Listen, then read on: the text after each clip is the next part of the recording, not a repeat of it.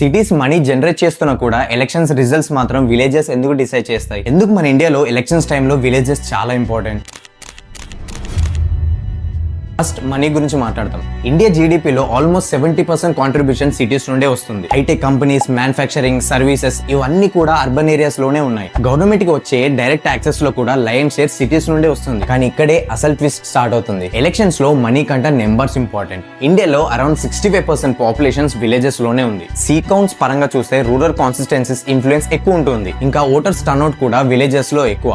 Cities లో చాలా మంది ఓటింగ్ డే ని హాలిడే లాగా ట్రీట్ చేస్తారు. కానీ విలేజెస్ లో ఓటింగ్ పర్సెంటేజ్ కన్సిస్టెంట్లీ 10 to 15% ఎక్కువ ఉంటుంది. ఇంకా రూరల్ ఏరియాస్ లో ఓట్ అనేది చాలా వరకు కమ్యూనిటీ డెసిషన్ లాగా ఉంటుంది. అందుకే పొలిటీషియన్స్ ఫోకస్ అంతా ఎక్కువగా farmer schemes, free electricity, pensions, rations ఇలాంటి స్కీమ్స్ మీద ఉంటుంది. సింపుల్ గా చెప్పాలంటే సిటీస్ వెల్త్ జనరేట్ చేస్తాయి, కానీ పవర్ ని మాత్రం విలేజెస్ డిసైడ్ చేస్తాయి. మీరేమనుకుంటున్నారు? ఫ్యూచర్ లో సిటీస్ లో పొలిటికల్ పవర్ పెరుగుతుందా లేదా విలేజెస్ డామినేట్ చేస్తాయా? కామెంట్ చేయండి and do follow for more stories.